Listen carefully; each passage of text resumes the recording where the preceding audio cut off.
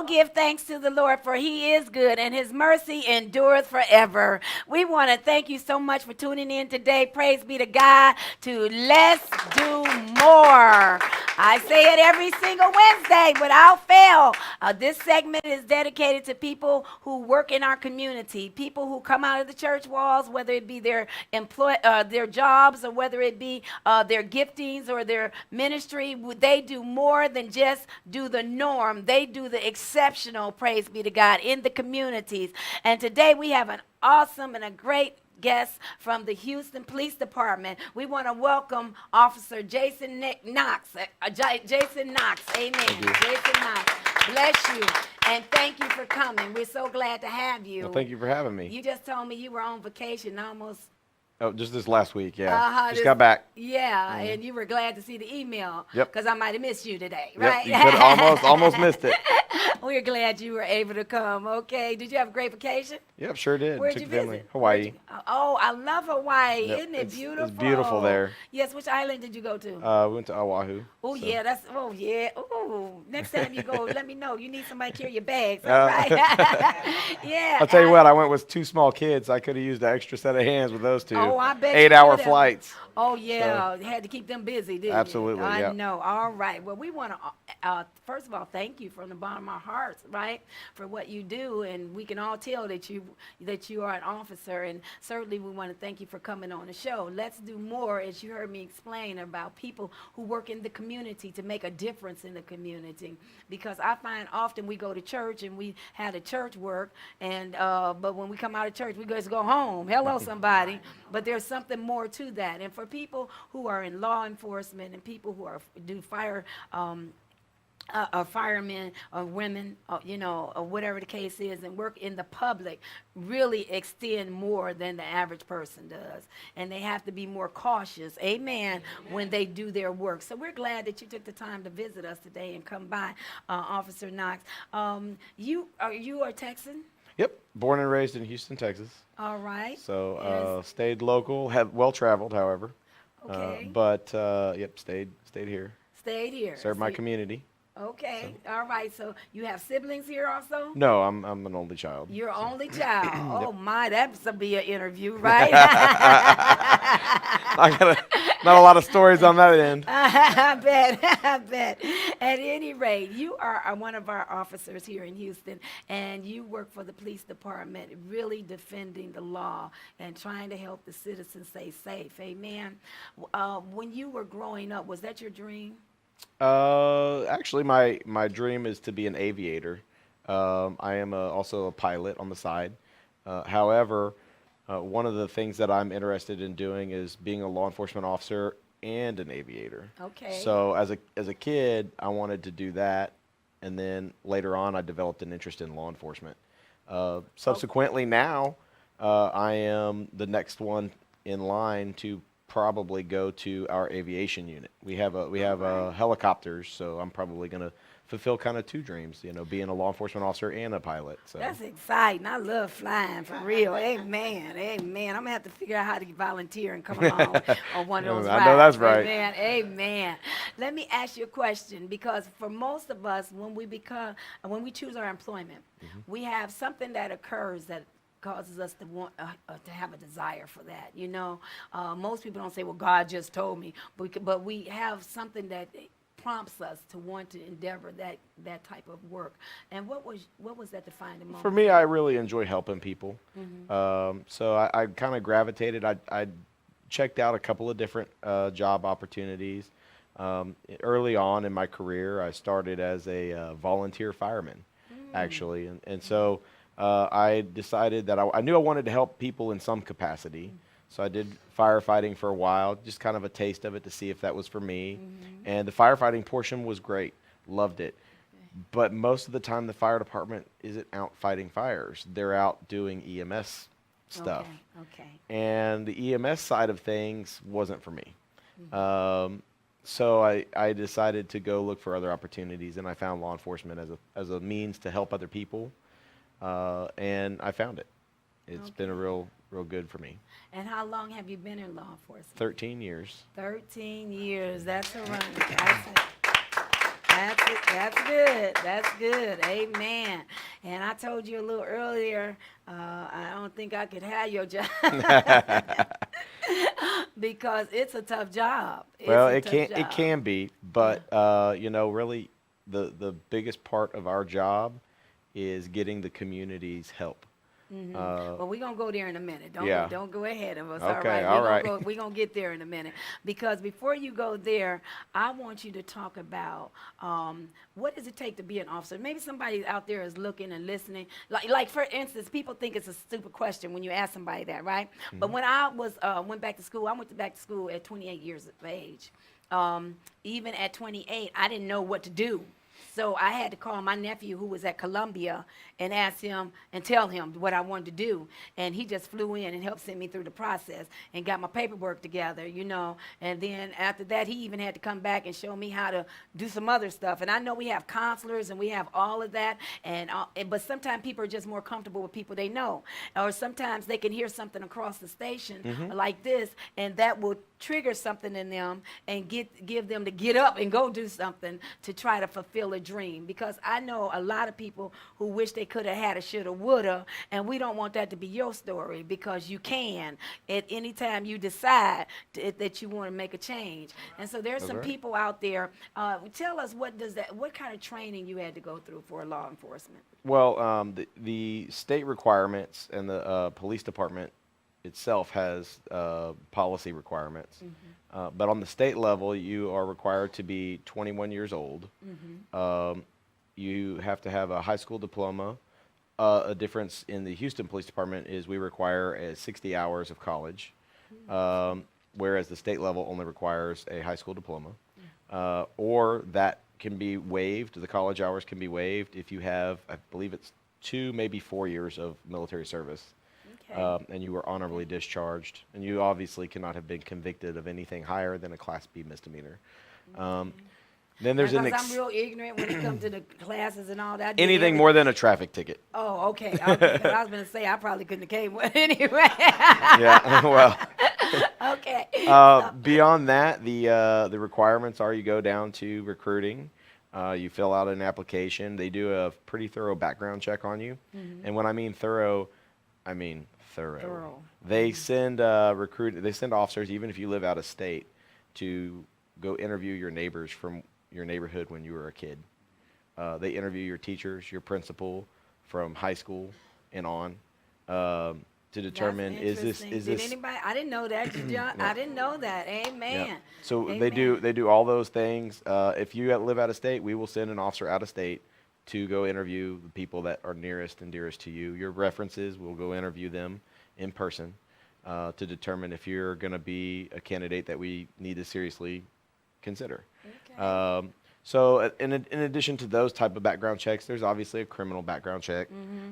There is going to be mental, psychological evaluation, a lie detector test, stuff like that. Those are Okay. kind of all the early on hardships, I guess, that you would have to go through. Right. And then you have to go through a 6-month police academy. It's every day from about 4 a.m. until about 4 p.m., where you're required to go to it. And once you pass the state level test, a peace officer's test, then you can get a job, or you will have the ability. If you're at the Houston Police Academy, you already have a job. If you're at a different academy, you may not already have a job. You may have to go look for a job, but you have the licensing to be able to get the job. Okay. All right. That's good information right there. I'm glad I asked that question. Yeah. And for people that aren't sure if they really want to do it, I do recommend a couple of things. Okay. Come take a ride along. We do have a civilian ride along program where anybody can walk into any police station, ask for a ride along form. Takes about 2 weeks to process. They'll fill out their information. They will do a background check on you, and then so don't show up with warrants because they do going to check. jail. You're going to jail. Do you hear me? To jail. You'll get a ride along. Right, that's right. Just not where you got want a to real go. Ride along, right? To the county. Hello. The county jail. But it gives you an aspect of the police department and some of what we do that might be really interesting for people that are considering a career in law enforcement. Okay, okay. You also have a ride along for chaplains, if I'm not mistaken. Yes, we do. Yeah, We have the Pastor and Clergy Alliance, PACA. We have a crew that does that. It So, does that. Okay. All right. That is so cool. One other question. You told us how young you can apply. How old? Like At what, the up to Houston what Police age? Department, I think you have to have received your badge by your 45th or 46th birthday. However, other police departments do have different criteria. Some you can be there. There is no age limit. No age limit? Some police departments don't Oh. have an age limit.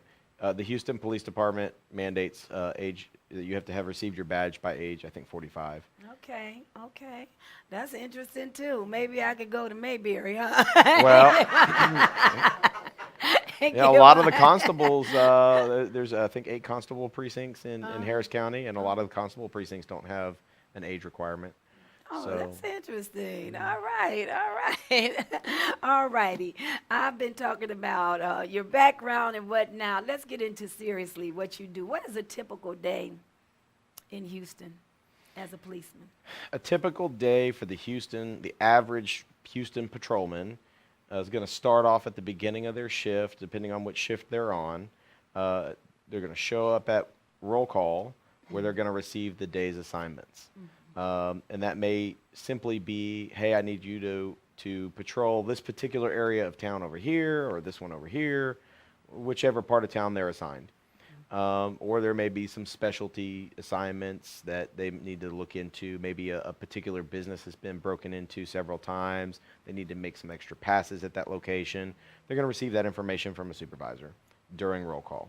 Once they receive their assignments at the initial roll call, they're going to go ahead and go out to their car, get in their car. They're going to tell the dispatcher, I'm available, I'm in service, I'm available for calls. And in the Houston Police Department, as our chief of police has mentioned to the media, we are extremely low on staffing right now. Subsequently, we have a lot of calls for service, and our patrolmen are just having to go from call to call to call to call throughout the entire shift. So pretty much our entire shift is going to be going to calls for service, where citizens have either seen something or been a victim, and they've called a police officer to come help them. Sometimes those crimes or those calls are what we call in progress, which means they need an immediate response, lights and siren, go as fast as you can safely, to get there and stop whatever evil is going on. So that's kind of what the average day is. Beyond that, it may be simply a delayed report of a car accident or a vehicle been broken into, but somebody still needs documentation. They still need police service to document that a crime has occurred at a particular location. Maybe your alarm has gone off at your house. Every day is different for us. We don't know what the next call is about. We don't know anything really other than somebody's call. There may be some notes with detailing what the circumstances are. Those are not always accurate. So really we don't know what the very next call is or is not. So every call is may be different, and you may encounter anything. It may be just the cats in the tree, or It could be something very or simple. It could be somebody's crazy as a cat. It could be something, yeah, Okay. yeah, it could be Yeah, that as well. Yeah. What's the most challenging call you've ever had? I'm not sure you want to go down that road. Oh, you're not sure? No. Okay. But I'll give it to you anyway. Dead kids, dead children. Oh. That's probably the most challenging for Yeah. any police officer. Yeah. And I will remind you, we had one today where somebody had left. It's on the news right now. Somebody had left a child in a hot car all day long. And that child, I think, was 9 months old and is deceased. So that takes a toll emotionally on police officers and all first responders, the firemen, the paramedics, the hospital staff. I think you said you used to be a nurse. I'm sure that takes a toll on everybody, and in addition to the parents, of course. But that's probably the hardest type of call that a police officer can deal with is Right. is one involving a child. Right, and you would think living in Texas, we know it's summer, starting February. First of all, it's unsafe to leave children in the car, period. I'm just against children being in the car, period.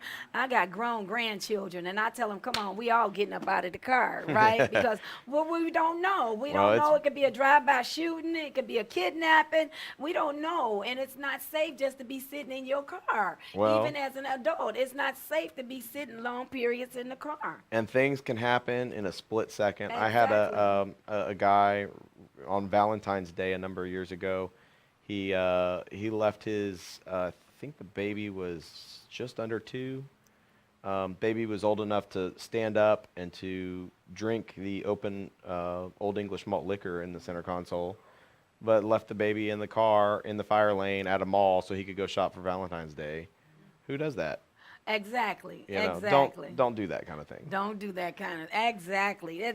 That bothers me, and because God's still working on me. We better leave that topic right now. And they might have to send me to the altar again.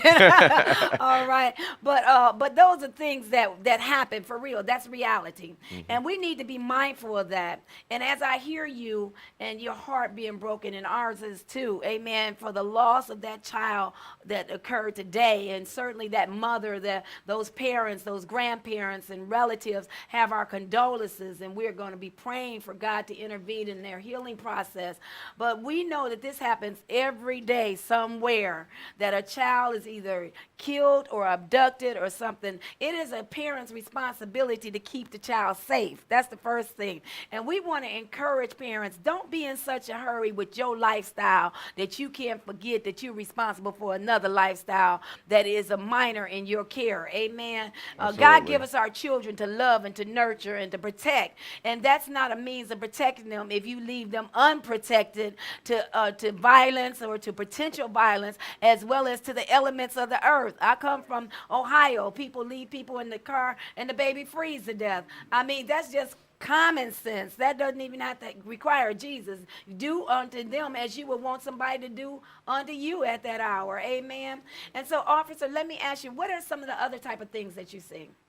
Oh man, it's everything from shootings over a pair of tennis shoes to What uh, age group for the tennis shoes? I would say usually 17 to 25.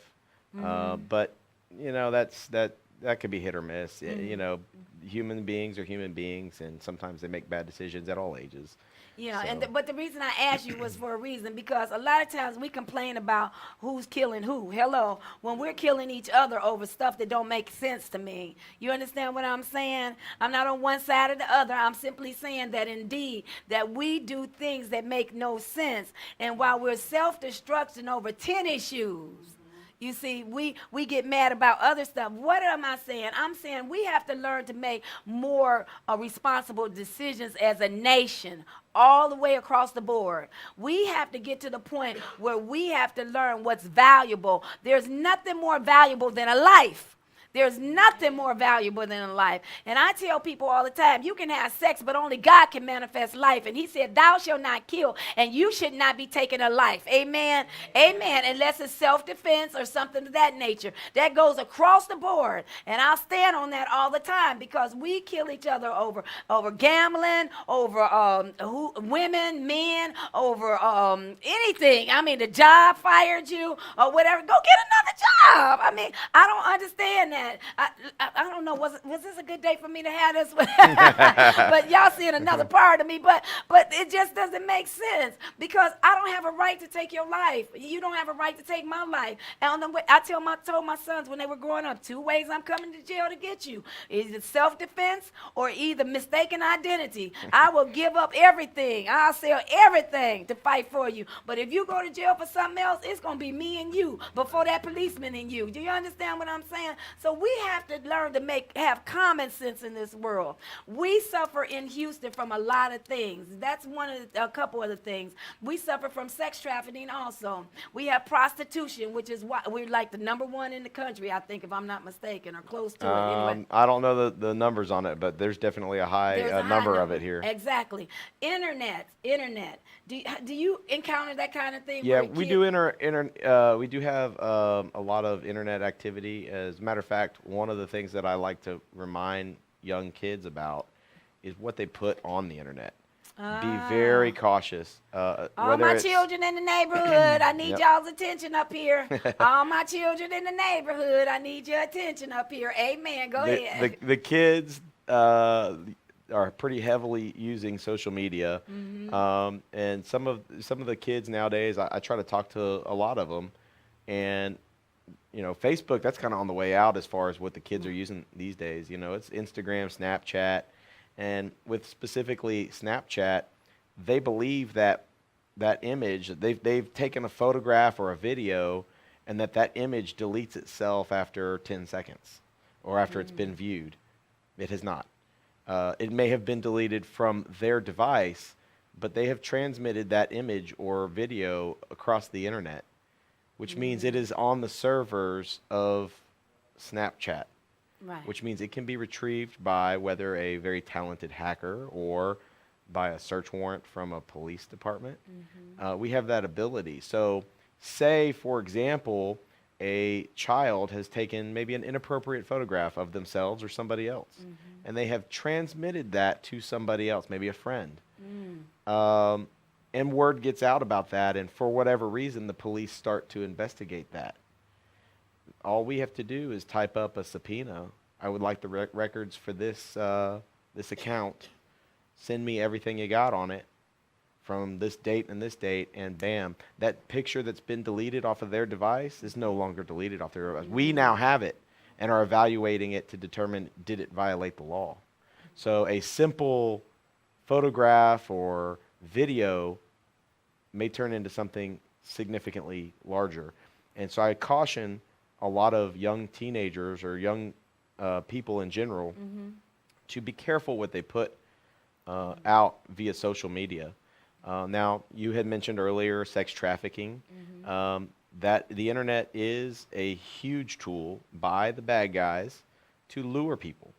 Just be careful about what information you're sharing with other people. It could be something as simple as, hey, I'm going on vacation. Wait until you get back from vacation to post all those videos and photos of you being on vacation. Maybe it's not a sex trafficking thing, but maybe your house got burglarized. Right, because Probably by somebody you know, because everybody knows. Everybody knows. You're going out of town, right? So just be careful what you Absolutely. put on the internet and what you say on the internet and what you're advertising to other And people. not only that, we may think everybody like us, but everybody don't like us. And there's always somebody out to get you. And so when you're putting where you're going to the restaurant, you're going to the hotel, you're going to the swimming pool, you're going to the ocean side, you're going here. Everybody's tracking that. They even got a thing where when you get on the plane, they can see on the thing where where your plane is leaving and where your plane is landing. You have no idea who's out there and want to accost you. You have no idea, period. And so the more you give people information about you, the more you make yourself a target for that. I believe that children, this is Marshall, and I don't care if you write me, but the bottom line is 16 and over definitely should have their face on Facebook. I believe that. 18 and up is probably my better choice, right? And I say that because they're so easily lured. Their minds are impressionable. They're so easily persuaded. Just have a bad day with mom and dad. Well, you might talk to the wrong person, but that might be the one day that wrong person does something. You understand? You might be talking to the wrong person. That one day you become more vulnerable to that person. So that's my thing. We have to be careful. And parents, I want to say, and I'm talking about fathers all month long too, and that's whether you're in the house or not in the house. It's still your responsibility to protect your child and see what your child is doing, and to make sure that whatever is going on, that they're encountering the right conversations on social media. Amen. Amen. It is. It's still your responsibility, because when the child ends up missing or ends up dead, it's too late to say, I wish I should have, or I could have, or I whatever. It's just too late. So we must be careful of that. I want to say that we have the police department, and you have some, you said you can come for riding. Do you guys offer any type of training or any type of place where we can get information how the community can get more involved? What are some of the things that we have a lot do? of community outreach programs at HPD. Some of them are youth programs. We just started a new youth program called Greater Houston Police Activities League, and what that does is basically it gives an outlet for officers and kids to play sports and do other activities together. But in addition to that, if you just want simple information about the police department, or if you even want an officer to come out to your specific business or community event and talk about concerns of your neighborhood, you can contact the Office of Public Affairs at 713-308-3200, and we'll be able to facilitate that for you. Okay, so you're saying that if I want to have any more information and I want to know how to become a better citizen, a more informed citizen, and I want to know how to get involved, amen, and help in my community, in my neighborhood, that I can reach you where? All of our community services, outreach programs are done through the Office of Public Affairs that can be reached at 713-308-3200. Amen. Amen. Well, you have been informative today. Thank Thank you. you. Educational. Amen. We have enjoyed you. We thank you for your involvement with the children, though, and that whole new segment in light of everything that has happened in America in the last few years, okay? And we want our children, we don't really want our children to be scared of police, because police are supposed to be there to protect us. Absolutely. And so we need to make that bonding, and we need to bridge those gaps. Amen. And so hopefully we will be able to do that over the next few years and repair some of the damage that has been done on both sides of the fence. Amen. We are Absolutely. supposed to love one another and work together in a united front. There's a bigger enemy, and it's not either one of us. Amen. It's a bigger enemy, and his name is Satan, and he's running rapid, seeking who he can, he's seeking who he may devour. And we don't want to be the instruments of a kingdom of darkness. We want to be the instruments of the kingdom of light. And we need to do that in unity. We are better together. Amen. My pastor always says, and we have to make sure that we remember that 2 can work together, 3 can work together, but a community can work together better to keep our young people safe, keep our elderly safe. They're a very vulnerable population also, but to keep them safe and keep them from the wiles of the enemy. Amen. So I just want to say thank you, Officer Knox. You have been informative. I hope that you get to enjoy yourself a couple of days this weekend, just to rest up from your vacation. and hopefully we'll be able to have other people from your division or from the police department, the sheriff's department, law enforcement to come in from time to time to keep us aware of things. Many times we go through our day-to-day life and we don't have a clue what happened, and we need to be current. Amen. Current.